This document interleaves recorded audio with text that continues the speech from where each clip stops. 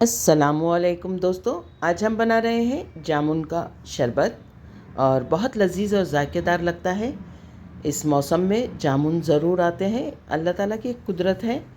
ये आम के बाद आते हैं और हमारे बुज़ुर्ग कहते हैं कि आम के बाद जामुन ज़रूर खाइए। ये पेट से तमाम गर्मी को ख़ारिज कर देता है जो आम की वजह से हो जाएगी।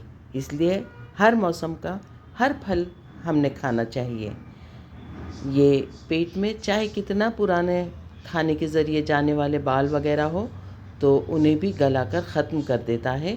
जामुन अल्लाह ताला की बहुत बड़ी नेमत है और शुगर वाले पेशेंट के लिए तो ये एक अक्सीर की हैसियत रखता है। देखिए, हमने जामुन धोकर साफ़ किए हैं, उन्हें कट कर लिया है, बीज निकाल दिए हैं और अब इसे हम शरबत बनाने के लिए मिक्सर में डाल चुके हैं।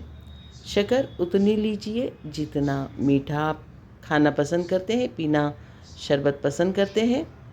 इसमें हम पानी डालने वाले हैं और इस जामुन से हम कम से कम 2 गिलास शरबत बनाएंगे। तो ये शक्कर उसी हिसाब से है। नमक अपने जायके के मुताबिक डालिए, थोड़ा सा बिल्कुल सादा नमक और चाट मसाला थोड़ा सा,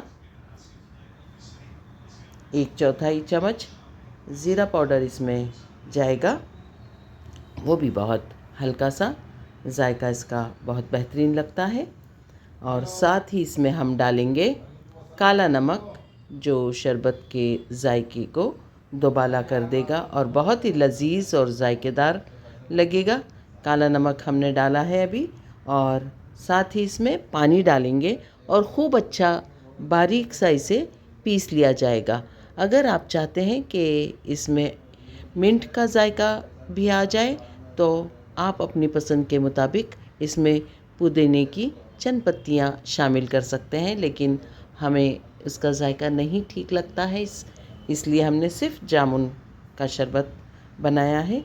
शरबत बनकर तैयार हो चुका है। आप इसे चाहे छान कर लीजिए या बग़ैर छना हुआ लीजिए, दोनों हालत में ये बहुत जायकेदार लगता है। 1 गिलास हमने बग़ैर छान कर और 1 गिलास हमने इसे छान कर शरबत बनाया है। बहुत लजीज और जायकेदार शरबत तैयार होता है। आप भी इसे बनाइए, इसका जायका लीजिए। अगर आपको मेरी ये रेसिपी पसंद आती है तो इसे लाइक ज़रूर कीजिए, सब्सक्राइब कीजिए, शेयर कीजिए, कमेंट्स ज़रूर दीजिए। अल्लाह ताला आपके दस्तरख़्वान पर बहुत सारी बरकतें और नेमतें अता फ़रमाए। दुआओं में याद रखिए।